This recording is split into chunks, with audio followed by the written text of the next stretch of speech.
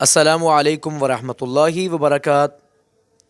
کوئی بھی مریض ڈپریشن کا شکار ہو چکا ہے، پریشان ہے، حال اس کا برا ہو چکا ہے، وسوسوں کا وہ شکار ہے، پریشان ہے، اس کے دل میں یہ خواہش پیدا ہو رہی کہ میں خودکشی کر لوں، اس کے لیے بڑا ہی پیارا اور مجرب وظیفہ لے کے آیا ہوں۔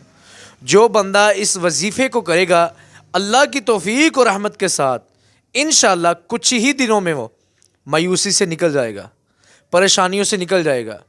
اس کے دل سے یہ جو خواہش تھی نا کہ میں خودکشی کر لوں، انشاءاللہ اس خواہش سے وہ نکل جائے گا۔